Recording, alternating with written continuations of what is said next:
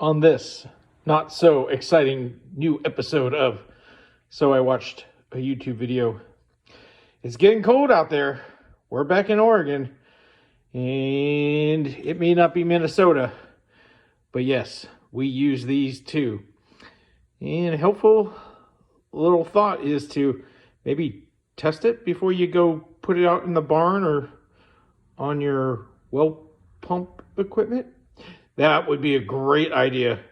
So it is not quite cold enough to get this thing to activate.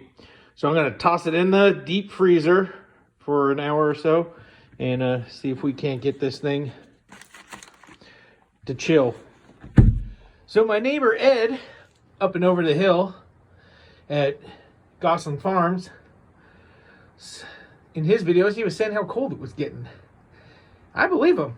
After the family outing to go get the Christmas tree in the frost and the shoals yesterday, yeah, it was icy.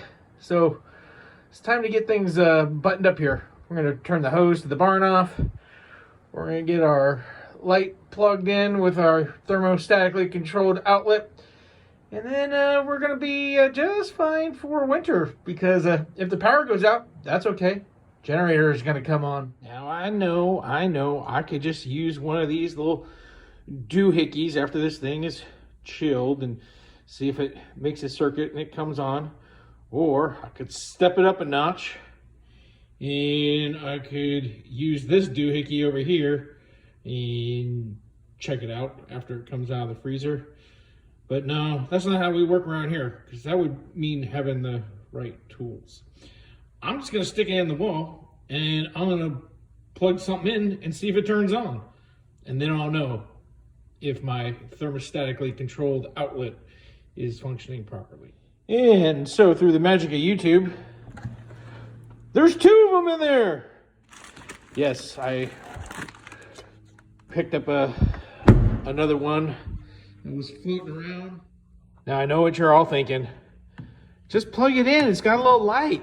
It'll tell you if it's working or not.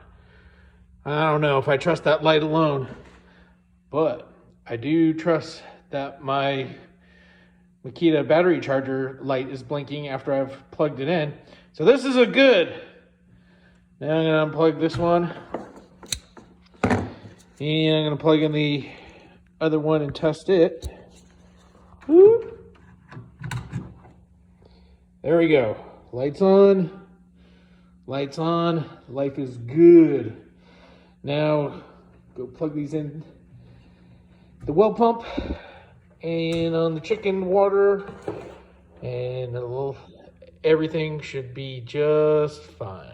The other nice thing I like about the freezer test is that when I come out here into the well house, I can test out the element, my little heat lamp. Now this is one of those terrarium lizard deals, so I don't have to see a glowing light out here and freak myself out every time I see it from the well house. And my well house is probably about 150 feet away from my house, so you know, aliens. And the other reason why I like to have this little heat pump out here is because this is the inlet into my cistern from our spring system. And as you can tell, it is just a Rainbird's 1-inch sprinkler valve. So yeah, they tend to break and crack when they freeze. And then the residual heat in here, along with it being about 2 feet into the ground and a big slug of 1,000 gallons of water, helps to keep this well pump house nice and toasty, but freezing anyway. We'll give this a minute and wait for it to heat up. It's been a couple minutes now, and the 150 watt terrarium heater on this lamp is working just fine. So now we won't have to worry about having our inlet valve break and make a mess in here. And I'm going to wrap up this video with a little channel update. Things around here have been a little slow.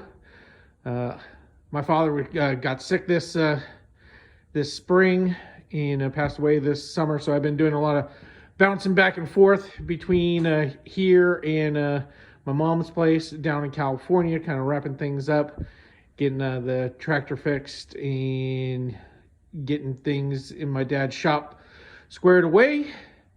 And then here, I had planned on working on the D4, but I had to have a little surgery a couple weeks ago. I had a couple of lymph nodes removed.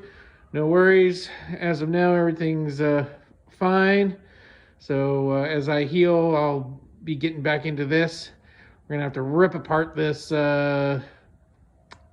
fuel pump because diesel's leaking into the oil chamber and causing a milkshake. So we're at least going to have to redo the gasket on the intake into the fuel pump. And as we take it apart, we'll see what else we got to work on. So that's what's going on here. Until next time, go watch a YouTube video or do a project.